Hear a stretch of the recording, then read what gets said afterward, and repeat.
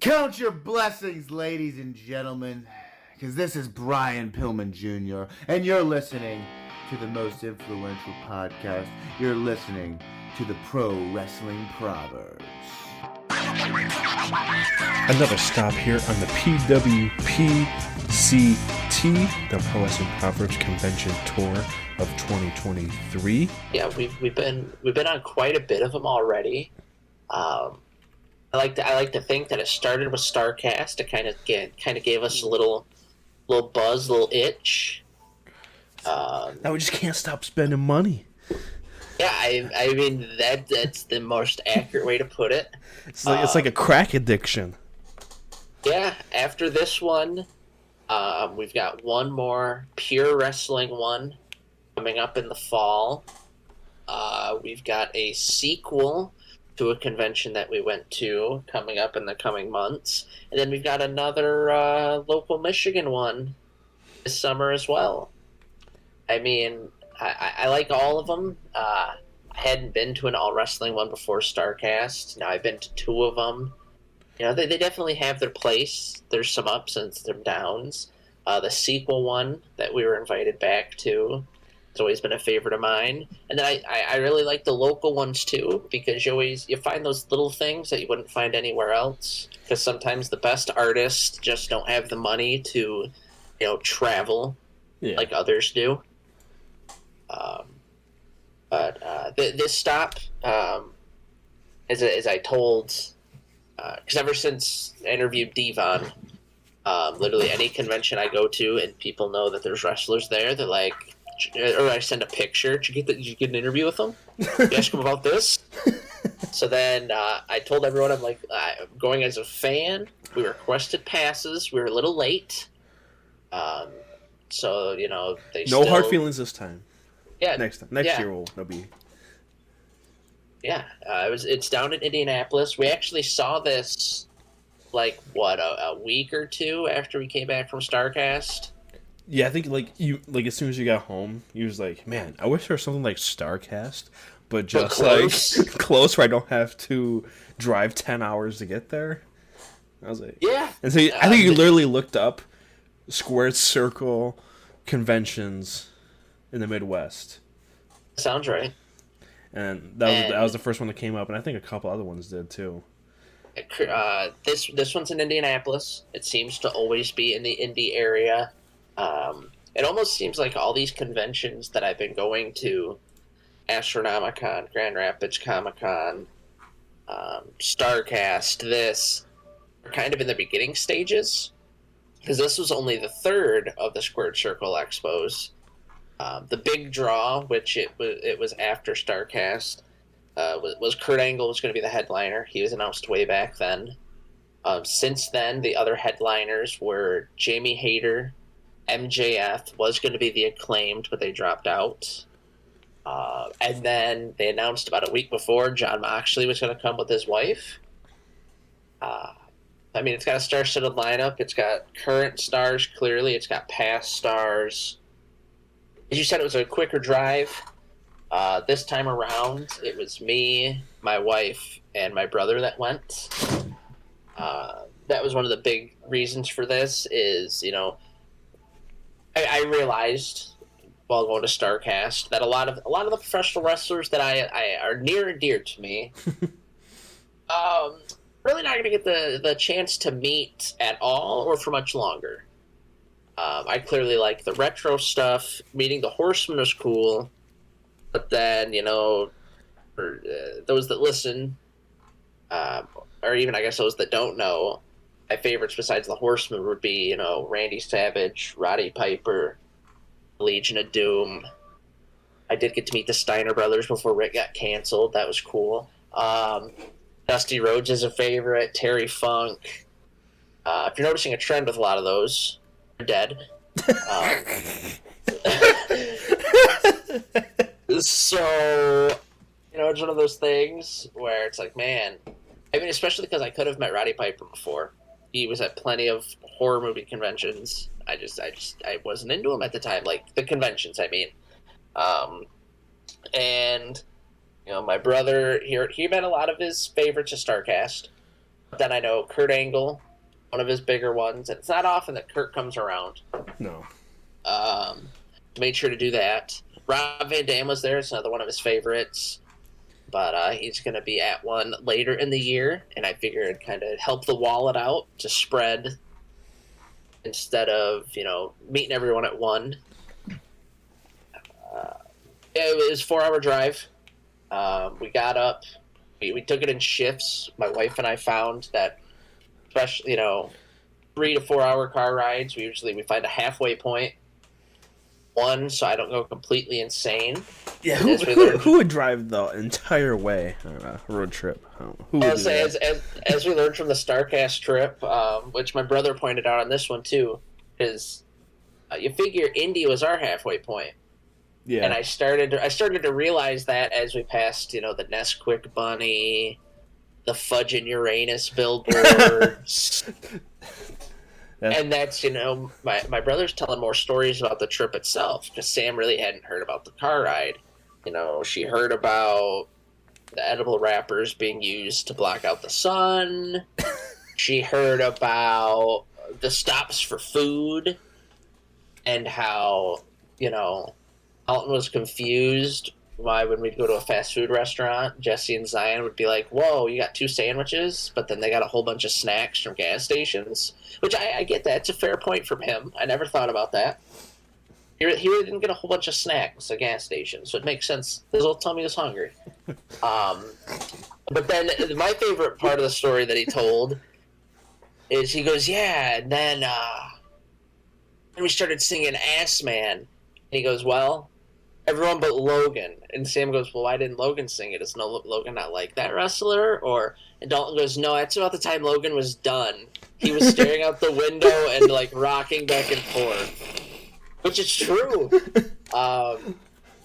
Yeah, I remember I looked in the mirror and you're just sitting there like a crazy person. I don't know how I'm going to do it when I get older because even this 4-hour trip. The 2 hours that I was in the passenger seat, I'm like, I hate this. I don't even with them talking, me being distracted. I'm like, I don't want to be in this. 2 hour, I don't know, but toughed through it. When you get older, you're probably gonna be like the old man that never leaves his house. Yeah, I'd be fine with that. I just got a nice swing for my backyard. What else do I need? Just sitting there, your daughter comes up and be like, Logan, you missed your granddaughter's dance recital again. It's a half-hour drive. I'm not fucking driving that. Yeah, you can record it. But as you saw, because you got snaps of a lot of the food, stopped at early morning Taco Bell. Oh yeah. Something we couldn't do at the StarCast trip because our buddy Zion's tummy. Well, tummy always hurt. Yep. No offense, Zion. No, I'm sure if he's listening to this, he'll admit that if he would have had a Taco Bell breakfast, we probably would have had to take a couple more pit stops. Yeah. But anyway, we had that. We got there. Glad that I can read because it said that it opened for the VIP people at 11. So we got there. Because I drove the last leg. And my alarm starts going off because it's in my Google Calendar and it's 11:30 and I go, what is that? And Sam says, oh, it says it's the convention. Well, for us normal people, it started at 11:30. So we got in there, we checked in. First thing we did is go to meet Kurt Angle. I bought the Angle Slam package, which got 2 autographs and a photo op. Which some people online were complaining because they called it a photo op. Which, to be fair, to play devil's advocate, it did not say professional photo op. And that's usually the ones that you get in a separate room. Yeah. So it's not my fault that they didn't read.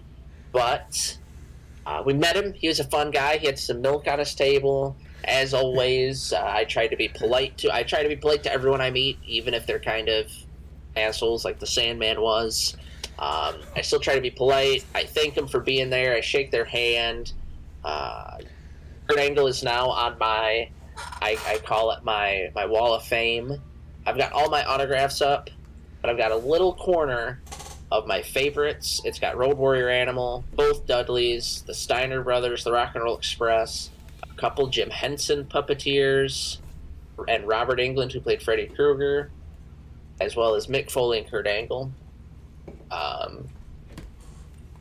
I will say, first negative about the convention, there's clearly stereotypes about professional wrestling fans. What? What kind?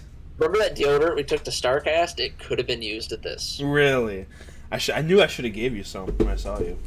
It was not. The smell in the line for the Kurt Angle was not pleasant. Like that baffles me. It was like that's still early in the morning, right? That's like it's not even noon yet, right? Yeah. And you already smell that bad? And then it bugged me because, and I know I've mentioned it at previous conventions, and I think I've mentioned it on here. But I think there should be a rule at certain ones, because this was a like this a was pit check. No, not about the smell. Oh, not about the smell. Okay. But so this was at a hotel. So this was like a classic. You always see it in videos, the old school conventions where it's in like the ballroom and the conference center. There was people that had like segways and stuff, and because of how small the aisles were, like everyone would have to move for them. Oh. But the issue with that is there's vendors, so they stop in the middle and you can't really work around them. Oh my god. I would have been pissed. I think there should be rules about segways, big backpacks, and strollers. Like, yeah, I know you need them, but if the aisles are going to be that small, there should be like a warning or something. But it was they're just fat too, weren't they? They didn't need it. They were just fat. Yes. Okay, Yes. That's what I thought. Fatties. We actually got to stay at I waited to get the hotel room. We actually got to stay at the hotel the convention was at, which made it a lot easier, especially because we could kind of plan the day around checking in. We didn't. I might be getting ahead of you. Were there any of the guests that stayed in the hotel with you, like we did at StarCast? Did you run into anybody? I did not see any of them, but I know Devon Dudley put on his Instagram a picture of him and Rikishi at the bar, and it was the bar that was at the hotel. Because this was a pretty nice hotel. Like I said, it had a ballroom. It had a very fancy restaurant. The restaurant had a bar in it. We were on the 7th floor. It was pretty nice, but we did not actually bump into anyone. While we were standing in line at different times, Matt Cardona did pass us. We saw Funaki in the parking lot. Christian walked by us at one point. My brother didn't notice, but Tony Storm walked by us in the hallway. It was just one where people got up and could move around. After we met Kurt Angle, I wasn't sure if this would be like StarCast or people were only there for certain times. So I was like, hey, let's get the rest of our autographs, then we can look around. Because there was a main room that had all the vendors, and then some of the celebrities in it. And there was another room that had the rest of the autographs. And then I think there was actually two. Yeah, there's two other rooms that had autographs in it. And then Jamie Hayter had her own room because of the amount of people that bought photo ops and all that with her. So then after Kurt Angle, right next to Kurt Angle was Shane Douglas. He was seated next to Francine and the Sandman. We got in line, bought the stuff. They were supposed to be going to a panel when we were taking the picture with him and getting his autograph. So we held that up a little bit. And, we got to do the triple threat pose with him. I've had about 3 people think that he was Spike Dudley. So, good for him on that. Yeah. We then crossed over to the second room. And the next person that we got an autograph, or that we got to meet, my brother, it was either going to be Christian or it was going to be John Moxley. And by the time we got through Kurt Angle, and by the time we got through Shane Douglas, John Moxley had a line that wrapped around a couple hallways. John Moxley was also $120. So Christian was the way to go. Yeah. Christian, I think, was playing a heel for the photos because he didn't really smile with anyone, and he was wearing his like promo attire where he had the turtleneck and yeah, he didn't really smile. My brother said, "Oh, maybe it's like he says, maybe it's for the money." I hope that's not it. I hope he's one of the last few people to do kayfabe, but I don't know. I don't know. After Christian, we then scooted over, and I met Tony Atlas. Tony Atlas was one of them where a couple people questioned why I wanted to meet him because, the foot fetish thing. But oh yeah, yeah, he's a big guy in the 80s and the 70s, especially like down south. He was one half of the first all-black tag team champions for the WWF. Fun moment there was I was up there talking to him, getting the picture, and like I said, my wife was there. She walked up, and then he asked her essentially like who, if she knew me, and then she's like, "Yeah, it's my husband." And then he goes, "Your husband? That's my dad. That makes you my stepmom?" What? Yeah. And then after we laughed a little bit, he goes, "You don't want a son as ugly as me anyway." So then he signed my picture. He got up. He made sure to take a picture with me, my wife, my brother, and then he did a separate one of just me and him. That's funny. After Tony Atlas, we then went into... So that was one room, and also in that room, let's see if I can visualize it and write film off. Gangrel was there. Mick Foley was there. Athena was there. Jay Lethal. Our good friend, which my dad pointed out, he is in the background of the picture of all of us with Tony Atlas. Our good friend Jimmy Hart was there. Jimmy Hart. Yep, I did not meet him. I don't think if anyone else stands out that was in that room. I know Funaki was in that room. I think that's where they had Ruby Soho.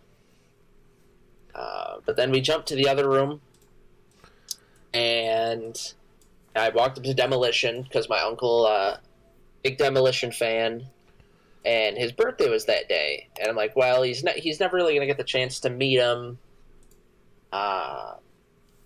So I asked the guy at the table, because I'm like, "Hey, are they gonna be back?" And he's, "Oh, yep, they're at a photo op right now." And I go, "Cool. So when I pay, can I get this personalized?" And he goes, "Yeah, they don't care. I don't care. You're paying them. What's it matter?" And I go, "Okay, cool." That's not what we've heard before. Yeah. I was like, I'm like, "Cool, it's my uncle's birthday. They're like his ultimate team. They're his favorites. I just want to make sure I can have like happy birthday or at least his name on there." And then he's like, "You wait around here. You pick out the photo. We'll do you one better." I'm like, "Oh, I wonder what that means." So then they came back. They had their face paint on. I don't know if it's because they did the photo op or what. But then, sat down. It was Smash that actually signed it. Happy birthday. Axe just did his normal name. But then my wife, who takes a lot of the pictures, a guy then told her, "Get your camera ready." And then he had him wish him a happy birthday, which we posted on our socials. It was pretty cool that they were able to do that.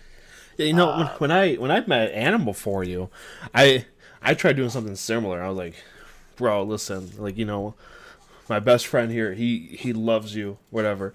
And it was like I was trying to like fucking steal food out of his mouth, trying to get him to do anything extra other than signing his name scribbled down on a paper.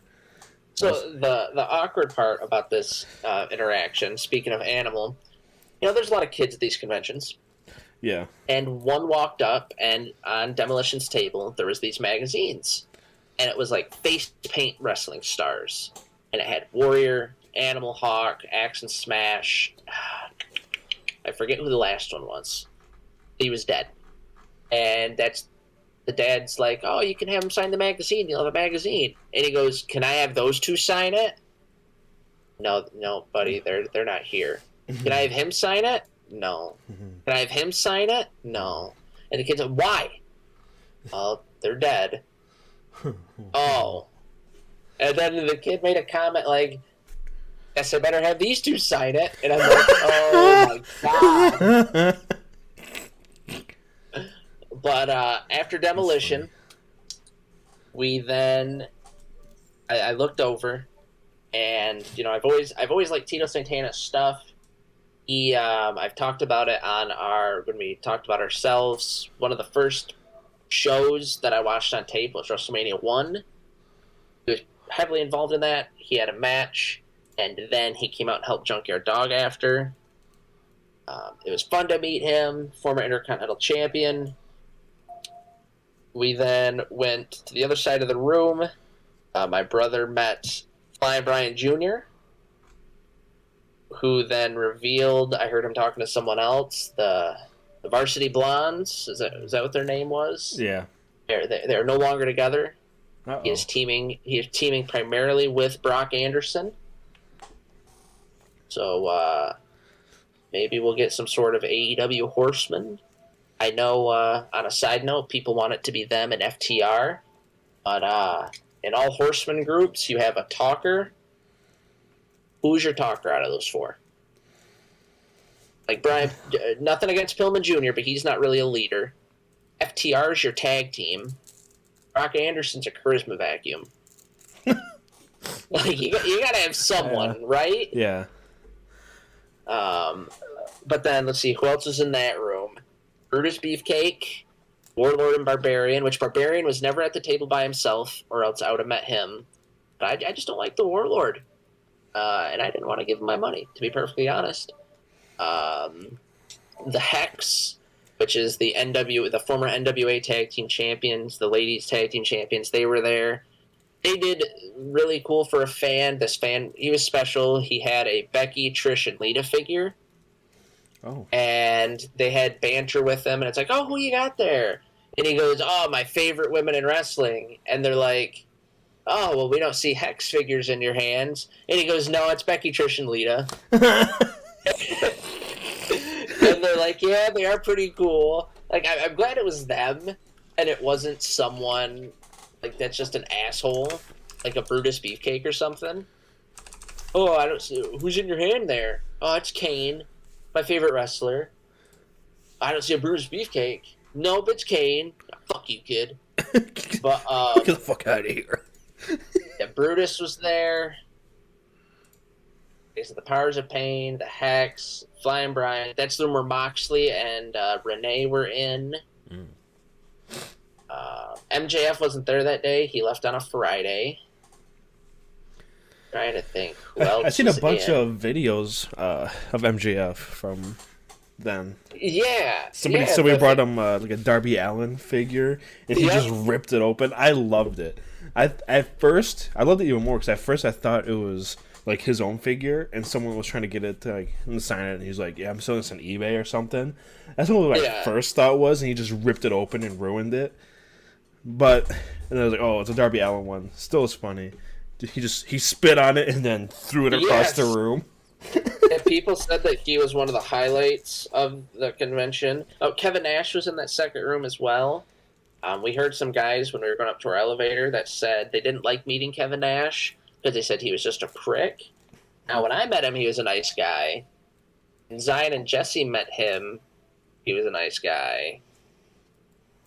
I just think these guys got him on either a bad day or they were stupid and brought up like his son or Scott Hall. Which, I don't know. Wrestling fans, they could have done anything. I wouldn't put it past anybody. Yeah, like I said, besides the ones I listed, I guess in that first room with Kurt Angle, I forgot about that. Along the wall was the Blue Meanie and Nova of the BWO, Rob Van Dam, Sabu before he had his medical emergency, and then Devon and Rhino. I was going to meet Sergeant Slaughter, but you know how Jimmy Hart underneath his blazer always has on the WWE shirt? Uh-huh. He's just a big shill for the company. Yeah. Slaughter, when he wasn't wearing his Marine hat, had a WWE ball cap. Get out of here. Your Legends contract does not mean you have to kiss their ass. Hey, they're paying the bills, Logan. Yeah. They're keeping the lights on. All that Jimmy Hart and Sergeant Slaughter merch that's moving through the cities here. You would think he'd wear G.I. Joe stuff since they're still paying him, but what do I know? But the kids don't like G.I. Joe anymore, Logan. No. G.I. Joe No, they don't like America. They hate America. Yeah. These woke liberal companies hate America. I'm just joking. I am just joking. And then the last person that we met was the Taskmaster, Kevin Sullivan. I figured since I didn't meet Barbarian, I'd meet him. Kevin Sullivan, it was pretty fun. Got up to his table. He was seated next to Buff Bagwell, who, might I add, was looking very good. I'm glad that he's bounced back. There's rumors that he wants one more run in the WWE. That's what he put out. He's like, I want one more match. I just saw it today. I'm not even joking. I was going to bring it up I was hoping you bring up Buff Bagwell today because I was going to bring it up. But Kevin Sullivan, called me behind his table. So I was like, can I get an autograph and a picture? And I told my wife's uncle this on Facebook, but Kevin Sullivan goes, what's your name? And I go, it's Logan. Logan, take off your glasses. And I go, okay. And I just, without even, I'm like, all right. And I pulled him off, and he goes, now I'm going to take you to the dark side. And then in the picture you can see he rolled his eyes a little bit, and then he put his two fingers up. And, I mean, it's just like his old satanic gimmick. It was pretty cool to have that happen.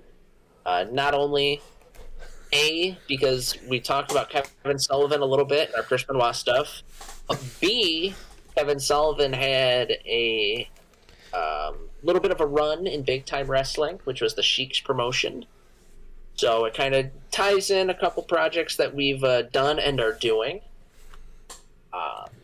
After we got the autographs done, we walked around. There's a lot of figures. There was one booth that I was salty about. I always get salty about these kind of booths. Every one of his figures was quote-unquote signed. Mm-hmm. I did not see a single picture showing that he got it signed. I did not see a single certificate of authenticity. Like, why am I going to pay to get a Dusty Rhodes signature if it's just you doing it in your basement? I'm sure it was legit. I am sure. And that was the other thing. Most of them were dead people. It was like Dusty Rhodes, Road Warrior Animal, Was it overpriced too? Like, was everything... Well, like, not just this person specifically, but, like, as a whole? Like, no, it threw me off. Like, I've got a lot of Four Horsemen figures, and I opened their Hall of Fame set when Mattel released it. And that's going for, like, $125 to $200, depending on the day. Someone had it there for $100. I also have the first Randy Savage figure when he came back. It's the Defining Moments when he's wearing his WrestleMania 8, I think it is. No, WrestleMania 7 gear. And one person had it for $100, and then in the same building, same convention floor, someone else had it for $65. Damn. Maybe some competitive pricing going on there, open market. Yeah, we like it. Probably some of the best prices I've seen. Let's see, what did we buy? I got a Squared Circle Expo shot glass to go into my shot glass collection. My brother got the poster that showed all the people on it. There's a guy that had the old Galoob WCW figures, which is the hard ones that don't move at all. I was looking at it, and this was after my brother spent all of his money because he brought some extra. And they had a Ric Flair, they had an Arn Anderson, and I think in that set it was Barry Windham and Sid Vicious. But it should be with how the Horsemen were at the time. And my brother picked up a Luger, and he's like, oh, your favorite. And I put it back in the thing. And I had the Flair and Anderson. And then my brother goes, oh, I wish I had enough money for both Steiner brothers. So I picked those up. And so I did. I had the Flair, Wyndham, and Anderson. And the guy selling it to me goes, I didn't think you wanted Luger. And I go, excuse me? And he's like, well, Luger here. And I go, it's not Lex Luger. and then he just like stopped talking about it. But I feel like if you're selling things, you should probably know that the Lex Luger figure from that line is the one that has 2 L's on his tights, and that the Barry Windham one is the one that's wearing cowboy boots. Oh. But what do I know? From that same guy, he had DVDs from High Spots. Okay. And there's a couple that I always am on the lookout for. They had a Midnight Express collection. They had a Terry Funk one. But neither of those were there. But they did have a new WCCW, which is the Von Erich's promotion. They had a new one of that where Kevin Von Erich tells a story. And like I told my brother, I'm excited to watch that one because it doesn't have the WWE filter. Meaning, you know, Kevin will probably go more into the darker side of things, not just, haha, Kerry had a few issues and that's why his wife left him. He had personal demons. Yeah. Yeah. But we got Those those. damn personal demons are so hard to overcome, you know? My brother got the old WWF Dynamite Kid figure. He's been into Dynamite Kid lately. I'm assuming because of the Dark Side of the Ring episode.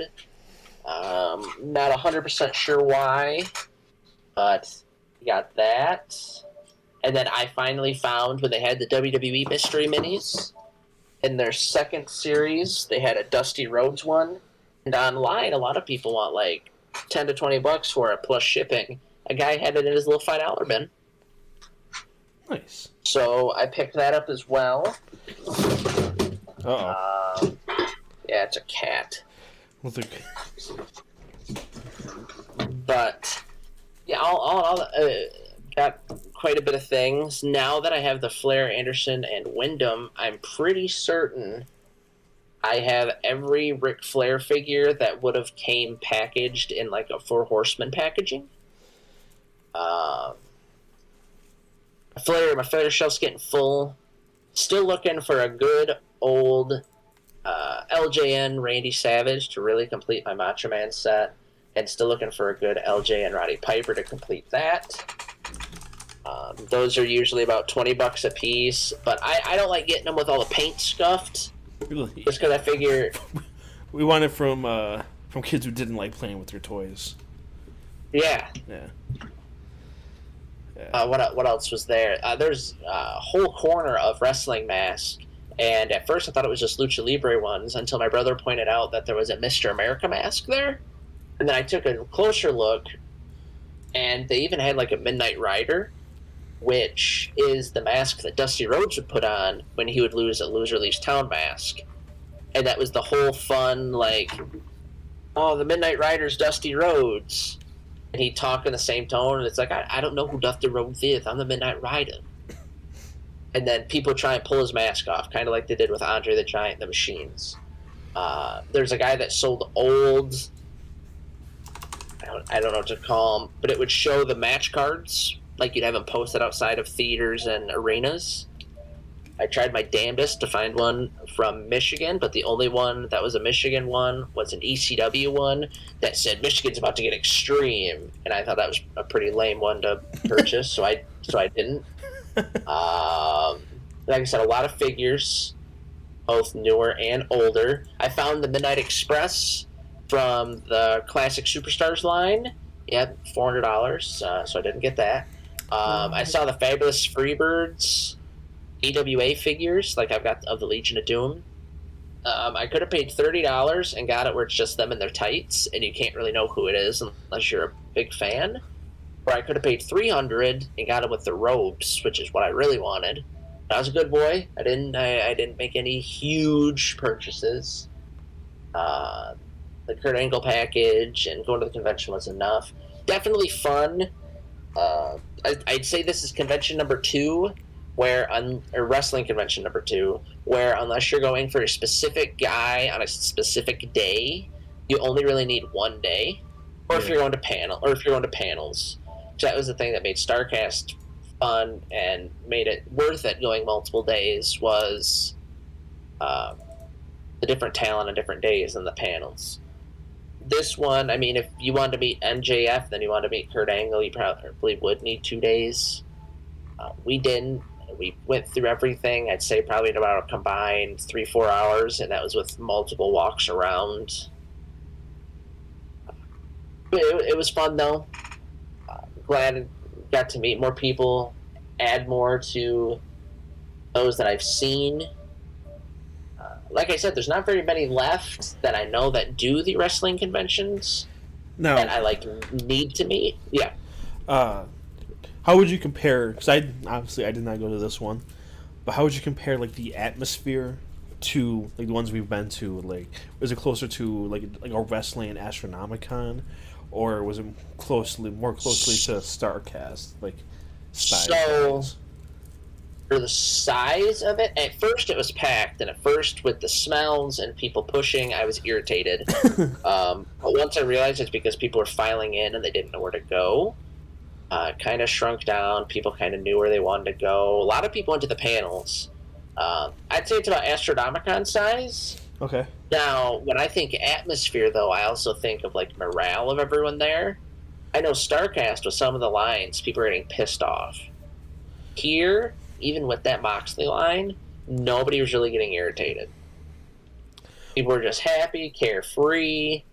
The only thing that truly made me mad was a guy. It was this smelly guy. Came and stood next to his friends when we were in the Kurt Angle line, and he had all these 8x10s signed, right? And it's cool for him. Had a Renee Young one, and he's like, yeah, I don't really know who this is, but she was sitting next to John Moxley, so she's got to be someone. Oh my god. And then his friends like, well, she started as like a backstage announcer and then became a commentator for WWE, and now she's doing a backstage stuff for AEW. Oh, okay. And he did that with like a handful of people. I don't know who this was, and then his buddy had to explain it. So clearly he's flipping them. Yeah. So to the fat, smelly guy in front of us that's flipping 8x10s because you have nothing better to do and you have no skill set to get a real job, fuck you. Like, how do you go to something like that, meet people, and like not even look at like even when you're in line? If like, he knows who John Moxley is, yeah, like not you think he called him John Moxley, right? Not Dean Ambrose. he called him Moxley. Yeah, if he knows who that is, and he doesn't know who Renee Young is, he's obviously either flipping them and just looking up like the biggest wrestling people, or he's actually dumb. I don't know. I just don't understand how it happened, but people like that they're just annoying as hell. And I will admit I'm pretty sure I saw a couple people buy figures at one booth and then take them to theirs and like up the price. So I mean, this was your, like I said, you see it sometimes in older documentaries or older YouTube videos. This was like your old school wrestling convention. Nice. I appreciate that. It's kind of fun experiencing that and experiencing Starcast in about a year of each other. I think that's like your two wrestling conventions you're most likely going to see. Now, has Starcast announced anything for? Not for a new one. Really? But then again, I do know. No, in our luck, didn't they follow SummerSlam the year before that too, or no? Am I crazy? Because I know they went to Nashville last year because of SummerSlam. Well, they went to Nashville because SummerSlam and because their doctors cleared Ric Flair. Okay. So I know the rumor was Australia, last I heard, but I don't know why that would be. I know that Conrad, and any chance he gets online, will be like, how about a Dudley's last match at Starcast? How about a Harlem Heat last match at Starcast? How about Ricky Steamboat at Starcast? If you follow it to Michigan, it's hard. I feel like they would have to announce it by now, right? It's already almost April. It is April.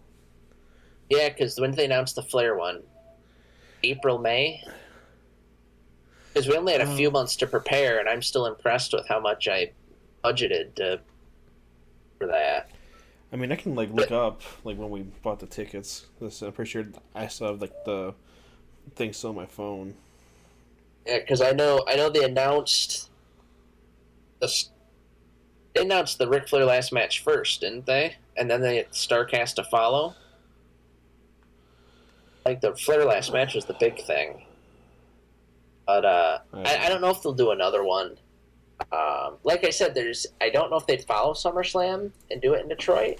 They certainly could, but Rob Van Dam is like the biggest Michigan talent right now. I mean, you could do Kevin Nash, but I don't think he's going to do one last match. I think with the passing of Scott Hall and the passing of his son, that's the furthest thing from his mind. Sabu, I don't see him ever completely stopping wrestling. Van Dam is going to have a match at Battle in the Creek, which is later in the year, so he can't do it there. So unless they just get rid of the whole last match angle, but it seems that's what everyone associates with StarCast now. I don't know. I don't know. They seem like their Twitter just seems to be milking last year still. But if you do remember, on February 8th, when they did announce SummerSlam in Detroit, Conrad did post a GIF of this, like the word of like Detroit, like fans holding the sign, like a sign up that says Detroit, and then Starcast did the thinking emoji, but they really haven't tweeted much of anything other than their previous shows since then. Yeah, I know that we're mulling around the idea of SummerSlam. I've been asked before, even if I didn't do SummerSlam, would I go to SummerSlam Access? Probably not, just because I know WWE prices and WWE lines. Unless they had someone there that's like really top tier, like a Stone Cold or a Cena. But even then, I can't imagine someone like that would be under $200. If they did a StarCast in the area, it would depend on who's there. Because, like I said, the big draw for the Michigan area would be like that big time wrestling. Yeah. But you figure pretty much everyone but Abdullah and Abdullah would be like the biggest one that's not dead. So probably not that. Do I think Conrad made enough money at the last StarCast to just retire happily? Yeah. So we'll just see. But like I said, I liked this convention for when we were there. I didn't like the smells. People clearly have no hygiene at these things. I didn't like that the only time that people weren't like assholes about pushing is when my wife's back was turned, because I mean she's like 4'11", 4'10", 4'11", so people thought she was a child, so people were nice to the child. But besides that, they just kind of shoved and pushed their way into things. But I liked all the people that were there. None of them were assholes. They all seemed to be having a good time. They all seemed to be having fun. Yeah. I would definitely... I'd recommend going to at least one. But kind of like with we talked about with StarCast, where if we went to another one, we'd want to make sure it was in an area that there was other things to do. Because, it gets a little boring after a while, just kind of walking around. Especially if it's a panel you don't want to go to, like the Page one. Yeah. We spent, because we didn't do anything for SummerSlam.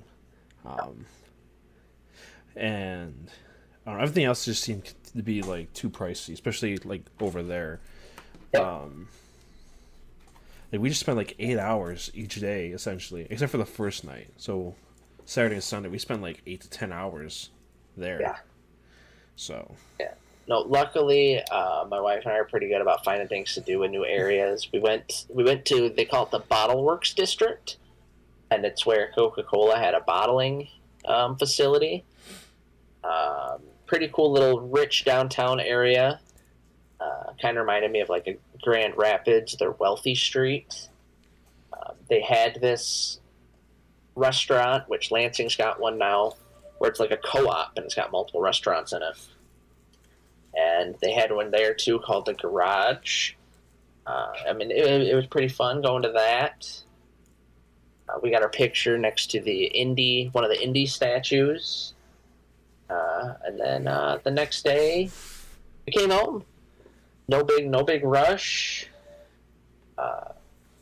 Definitely fun. Definitely worth it to meet Kurt.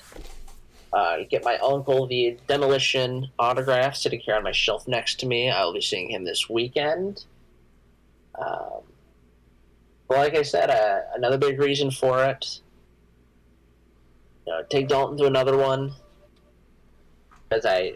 Now I feel like the big 4 wrestling conventions that you see talked about are WrestleCon, WrestleCade, Squared Circle, and StarCast. And I've checked 2 off. And WrestleCon, in order to go to that, we just have to wait for WrestleMania to get within distance. Because they always do WrestleCon wherever Mania is at. WrestleCade's the only iffy one, because that's usually down in Louisiana. Yeah. And if I can't handle a Indianapolis drive, we'll see. I mean, maybe it's just the there are these things called planes, Logan. I don't know if you knew. I've seen what planes can do. They took out that tag team of the Big Boss Man and Akeem. That was Top Flight. I don't know what you're talking about. But I mean, who knows? Could have been the stress and everything from this past year. Then me sitting with my thoughts in the passenger seat. I don't know, but I'm just glad I got to add more to my wall.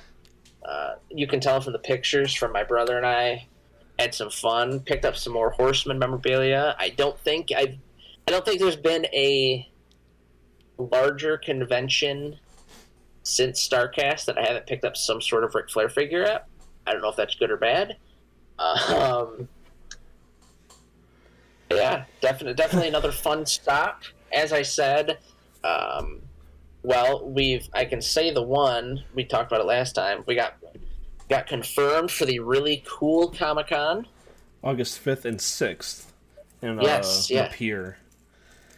Well, I think we're pretty much confirmed for the other one, too. They emailed us first. Yeah, that's true. It will be Astronomicon 6.5. Or is it 6? Yeah. 6.5. They're getting people back together because a couple of the Clerks guys had to cancel.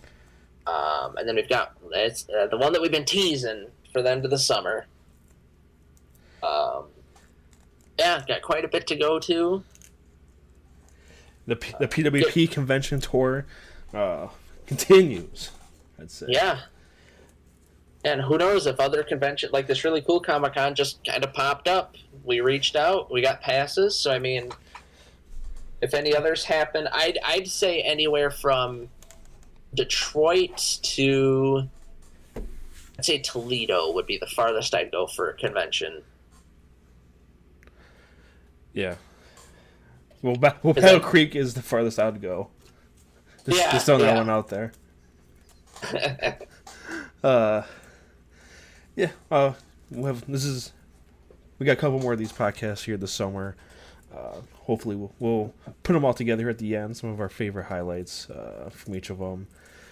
And you never know. The PWP convention tour of 2023 might have a few more stops along the way. Who knows? Just watch our socials. When we go as fans, we put the pictures, obviously, of the people we've met. And for those of you that follow the socials, we also, when we go as press, we put everything we buy, just so that we kind of give a shout out to the artist or the vendors that we think are doing really well there.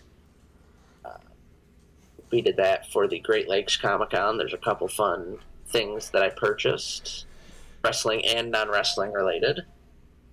Pretty much, if you've got a convention, 9 times out of 10, you're at least going to get $20 out of me. At least. Maybe more. Maybe 10 times that. But at least 20. At least 20. Yeah, this last one, probably close, over 5 when you include the tickets. All a good weekend. All in a good weekend. Yeah, I can't be buried with it, so you might as well enjoy it now.